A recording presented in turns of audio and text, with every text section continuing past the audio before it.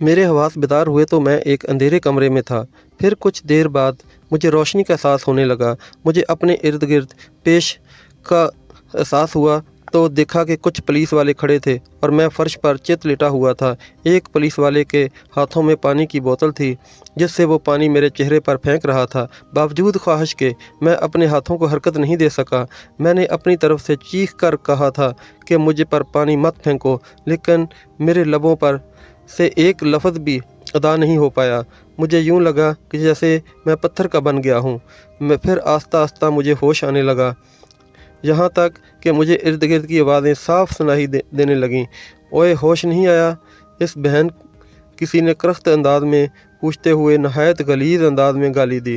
تبھی میرے قریب ہی سے آواز آئی، بس آ ہی گیا ہے جی، تو لے آؤ پھر اسے۔ اتنا کہنے کے بعد گالیوں کی ایک لمبی فہرست تھی جسے برداشت کرنا انتہائی ناممکن تھا۔ میرے بدن میں آگ بھڑک گئی۔ میرے ہوش کرنے میں پر انہوں نے مجھے زبردستی اٹھایا اور چند قدم کے فاصلے پر بیٹھے ہوئے افضل رنداوا کے سامنے پیش کر دیا۔ اس نے میری طرف دیکھا اور کرسی کی ٹیک چھوڑ کر، اوئے گالی، اوئے اب جلدی سے بک دے، ڈکیتی کا مال کدھر ہے؟ میں اس وقت تک پورے حواس میں آ گیا تھا، اس لیے اپنا آپ چھڑواتے ہوئے بولا، تیری بہن کے گھر میں پڑا ہے، جہیز کی کمی تھی۔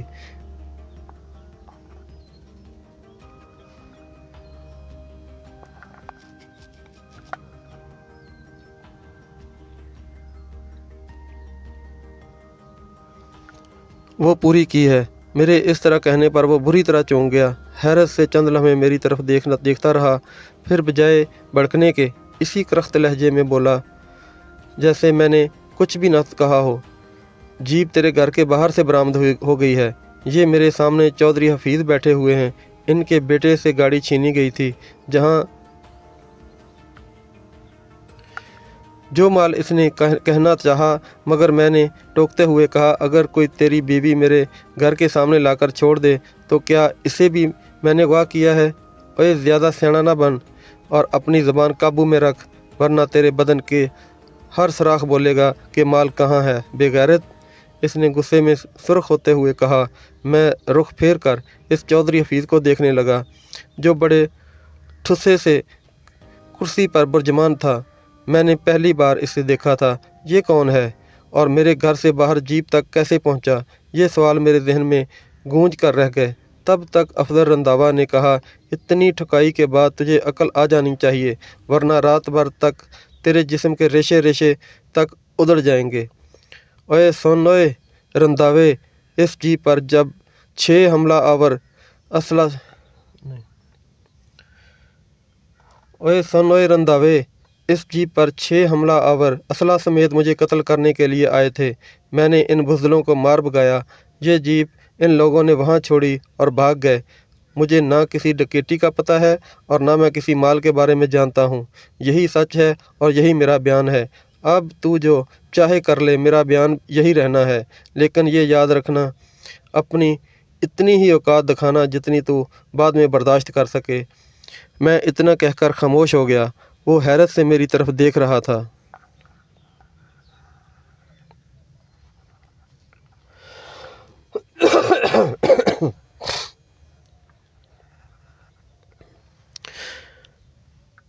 میں اس کی آنکھوں میں غصے اور حیرت کی ملی جلی کیفیت دیکھ رہا تھا۔ چند لمحے یوں ہی گزر گئے تو وہ انتہائی غضب میں بولا، تو بول کہاں سے آ رہا ہے؟ تو بول کہاں سے رہا ہے؟ مجھے تو اتنا بے وقوف نہیں لگتا کہ تجھے یہ معلوم ہی نہ ہو کہ کہاں کھڑا اور کس سے بات کر رہا ہے۔ تو میری اوقات دیکھنا چاہتا ہے تو پھر دیکھ، میں دکھاتا ہوں تجھے اپنی اوقات۔ یہ کہہ کر اس نے چودھری حفیظ کی طرف دیکھا۔ چودھری صاحب، آج آپ جائیں، میں ذرا اسے بات کرنا سکھا لوں۔ کل آپ تشریف لائیں، میں جیپ آپ کے حوالے کر دوں گا۔ جی بہتر، وہ اٹھتے ہوئے بولا۔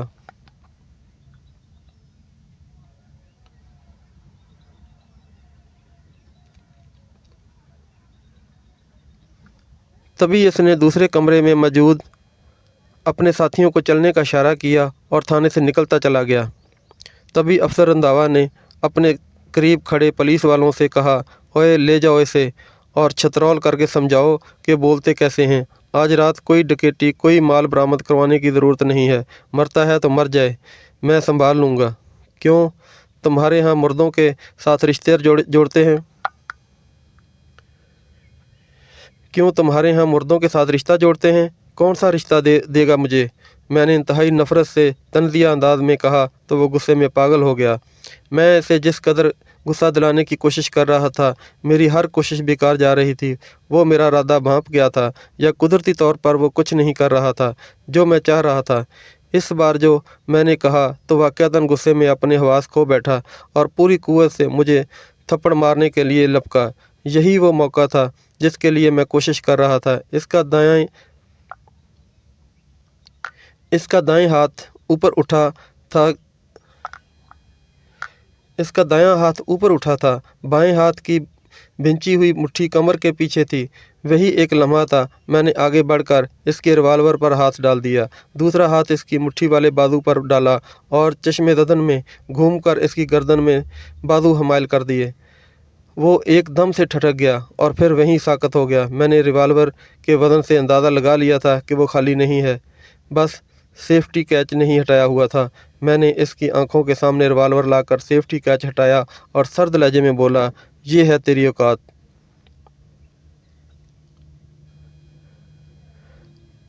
अब चल, वहीं ले चल जहाँ से तू मुझे लाया था, वरना तू तो मरेगा ही, बाकी का मुझे पता नहीं।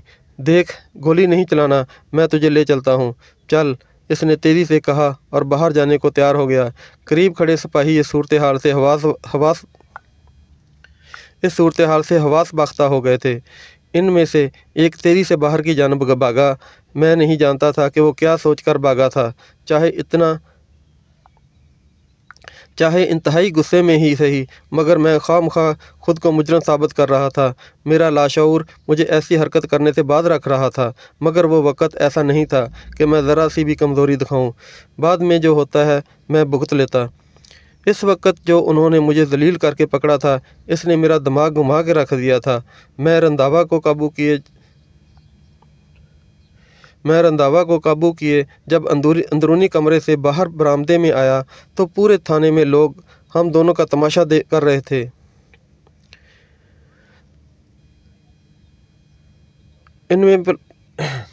इनमें पुलिस वाले भी थे और सिविलियन भी।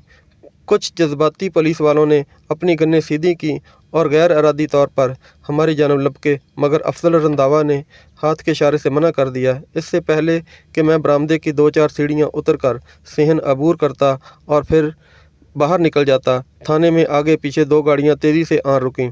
सफ़ेद रंग की कार में से शाह ज़ेब बाहर निकला। वो मेरी जानब हैरत से देख रहा था। इसके चेहरे पर मुस्कुराहट थी। मेरी तवज्जो बटी और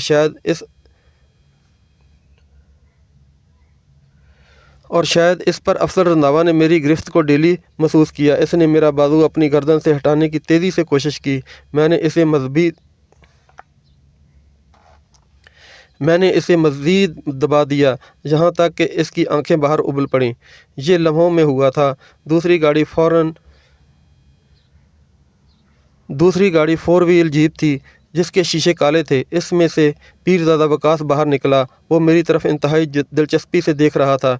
इसके चेहरे पर एक इस्तेहज़ाज़िया मुस्कुराहट थी। तभी शाहज़ेब ने ऊंची आवाज़ में कहा, छोड़ दे जमाल इसे, मैं आ गया हूँ, अब ये तुझे हाथ भी नहीं लगा सकते।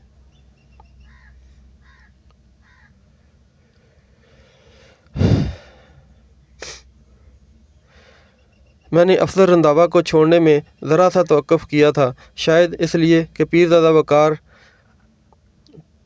पीरज़ादा वकास पुरसकून मगर भारी लहजे में बोला, अब छोड़ भी दे यार, ये रंधावा अपना ही बंदा है। मैंने एकदम से इसे छोड़ा तो वो खांसने लगा। मैंने रिवाल्वर के चैम्बर में से गोलियां निकालीं और खाली रिवाल्वर इसकी होस्टर में डालने की बजाय इसकी जानिब बढ़ा दिया, जिसे इसने आराम से पकड़ लिया।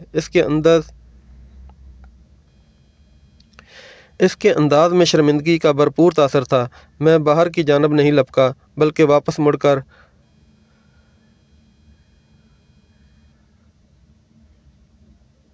वापस मुड़ा और SHO के कमरे में जाकर एक कुर्सी पर बैठ गया। मेरे पीछे पीछे वो भी आ गए। इस बार रंधावे की जुर्रत नहीं थी इस बार रंधावे की जरूरत नहीं हुई कि वो मेरी जानब टेढ़ी आंख से भी देख सके। मेरे दाएं जानब पीरजादा वकास और बाएं तरफ शाहजेब आकर बैठ गए। क्यों पकड़ कर लाए हो इसे? शाहजेब ने बज़ाहिर सुकून से पूछा था, लेकिन इसके लहजे में भी गुस्सा छलक रहा था। गाड़ी बरामद हुई थी इससे चंद दिन पहले डकैती हुई थी और इस रंधावा कहना चाहा, मगर इसकी बात काटते हुए पीरजादा वकास ने पूछा, ये बताया किसने कि गाड़ी इसके घर के सामने खड़ी है?